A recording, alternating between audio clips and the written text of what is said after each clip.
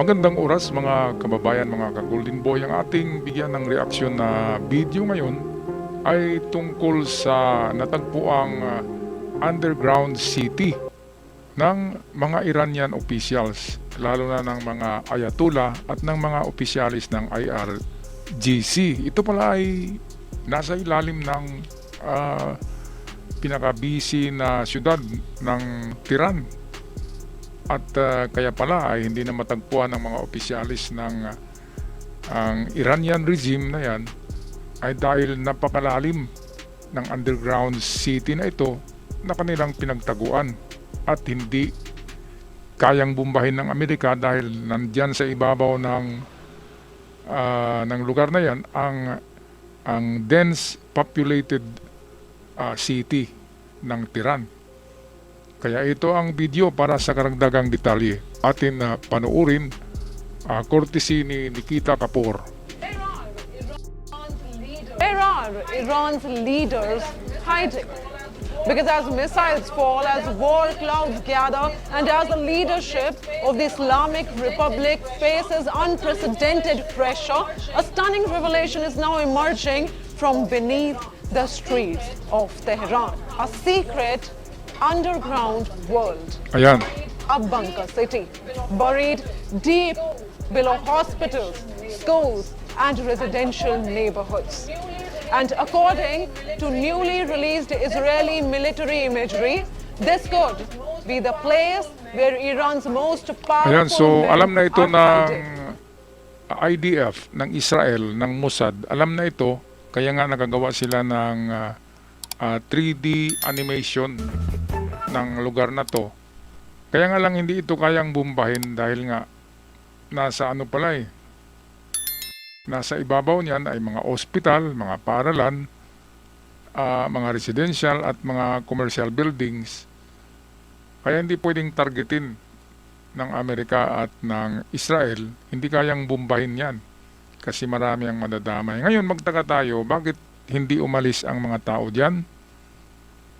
Ang sagot diyan ay hindi alam ng mga Iranian na nakatira sa ibabaw ng lupa na sa ilalim pala ng kanilang tinitirhan, 100 meters below the ground, ay naroon ang syudad na pinagtaguan ng mga opisyalis ng Iranian regime na yan, Ayatollah regime. Yung kay Ali Khamenei naman, ibang lugar kasi yun. At akala ni Ali Khamenei na breakfast, umaga kasi yun na hindi sila atakihin. At dahil sa napakagaling na spy ang mga Mossad, merong magaling na spy, at naitawag kaagad sa Amerika na nag-almusal ngayon si Khamenei kasama ang kanyang mga opisyalis. Kaya yun, nadido lahat. At pati pala doon ang anak niya na si Mujtaba Khamenei ay nadamay pala, hindi binalita. Natamaan at halos mamatay.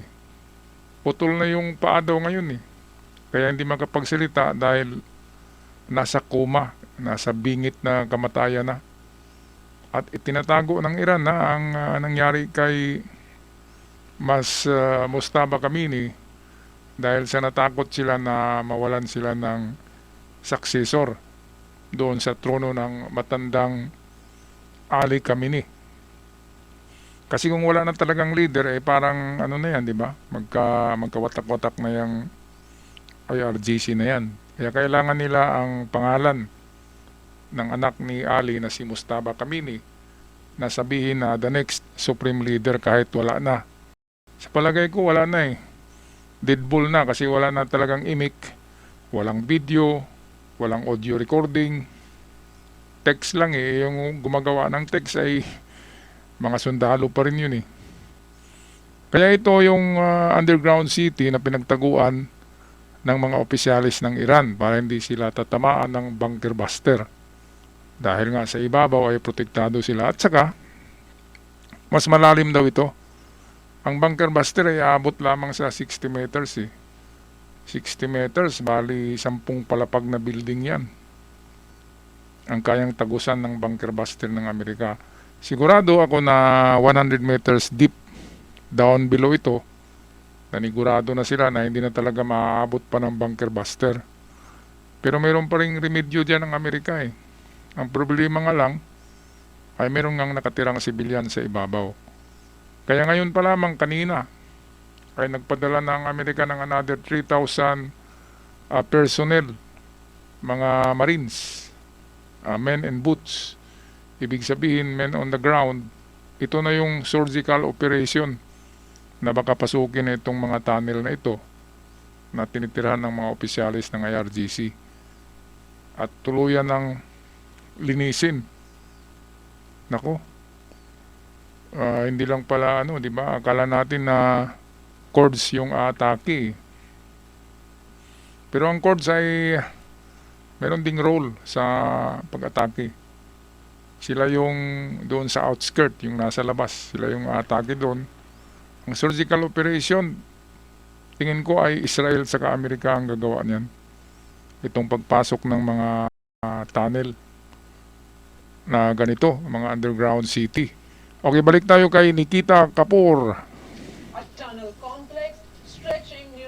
A tunnel complex stretching nearly 5 kilometers under central Tehran, designed to protect Iran's leadership from the very war now unfolding above the ground.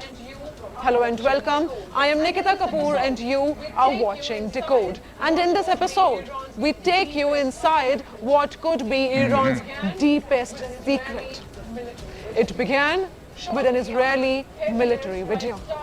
Shortly after heavy airstrikes targeted areas near Pasteur government complex in Tehran, Israeli officials released imagery showing what they described as the underground bunker system of Iran's supreme leader.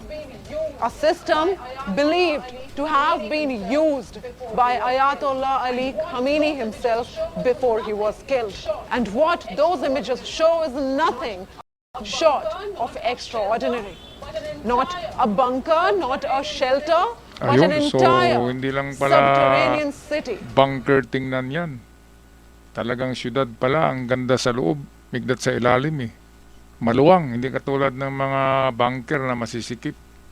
Ito talaga parang syudad.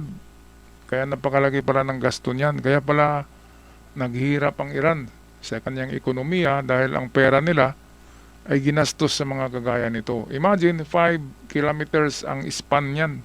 5 kilometers ang laki-laki. Isang syudad nga yan eh. Isang underground city na fortified na parang fortress na napakatibay. Hindi maabot ng bunker buster sa ngayon. Ang lalim na yan. Sobrang lalim. Kaya kailangan talaga yan pasukin ng mga sundalo.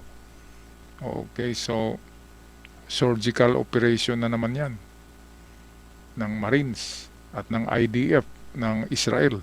Alright, patuloy tayo sa video courtesy ni Nikita Kapoor ng Decode. A vast network of tunnels, command rooms. A vast network of tunnels, command rooms, access roads, and hidden entrances buried deep beneath the heart of Iran's capital. According to analysts studying the video using publicly available mapping tools, this underground network stretches nearly 5 kilometers beneath central Tehran. To put that into perspective, 5 kilometers of tunnels beneath one of the most densely populated parts of the city, a hidden city built for one single purpose: survival. But how massive is this project really? To understand that, we need to look at the numbers. Building underground tunnels in Tehran is not cheap. According to the city officials, constructing just 1 kilometer of metro tunnel in the city costs between 5,000 and 6,000 billion tomans. That translates to roughly 30 to 36 million dollars per kilometer. Now multiply that by 5. The cost of building a tunnel network of this size could easily reach Grabe, ang laki-laki, 150 to no? 180 million dollars. Magkano ba yun sa piso? Para lamang gagawa ng underground city na pagtataguan itong mga duwag na ito. Bakit kayo magtatago kung talagang matatapang, di ba? ang tapang-tapang tapos parang karaykay na pumapasok sa mga lungga at magtago doon sa kanilang underground city, which is pera ng mamamayan, inubos lang para diyan sa kanilang personal na mga hangarin at personal na ideolohiya, na hindi naman lahat ng Iranians ay ganun ang pag-iisip, na gustong maghari sa mundo at gustong lipulin ang Israel at Amerika. Kaya ito, nakakarama sila bumabalik sa kanya. Bumabalik sa kanila, sila yung nadudurog ngayon. Okay, napakagaling nitong si Nikita Kapoor ng itong Indian channel na ito. Parang mas magaling pa yata ito kay kay Idol Palki Sharma. Kasi bata pa, maganda, medyo malayo pa ang marating nito. Malayo at medyo marami pang magagandang balitang ihahatid sa atin. Nikita Kapoor, maraming salamat. Balik tayo sa iyong video. And that is just for digging the tunnels. It doesn't include... And that is just for digging the tunnels. It doesn't include security systems. It doesn't include ventilation. It doesn't include command centers, communication rooms, or the reinforced bunker infrastructure. Which means the real cost could be far, far higher. Hundreds of millions of dollars, possibly more, spent on a secret underground refuge for Iran's leadership. And then comes the question of time. Tunneling projects in Tehran usually progress at a speed of about 10 meters per day. At that rate, digging a 5-kilometer tunnel system would take at least 500 days. That's about 17 months of continuous digging, continuous construction. And that is under normal circumstances. But this was not a normal construction project. This was a classified military installation hidden from the public, protected by secrecy. Which means Okay, so the yan nga, project may medyo have taken years hindi pa pala to tapos yan, complete. under construction pa, pero naumpisahan na. At matagal siya dahil sikreto hindi pwedeng lantaran na ipapakita sa public. Kasi nga hindi alam ng mga nakatira sa ibabaw na binet sa kanilang baba, sa ilalim ng lupa, ay naroon pala ang syudad ng mga duwag na ito, na opisyalis ng Iranian regime, na mga kampon ni Ayatollah Khamenei. Okay, tayo magtapos na ngayon. Maraming salamat sa lahat. Pag-comment na lang sa ating comment section. Masasabi nyo tungkol dito sa napakalaking syudad, underground Tiran, na pinagtaguan sa ngayon ng mga opisyalis ng IRGC. Alright, maraming salamat at huwag kalimutan mag-subscribe sa mga bago pa lamang. At sa aking mga followers, maraming salamat from the bottom of my heart. Hanggang sa muli, love and peace.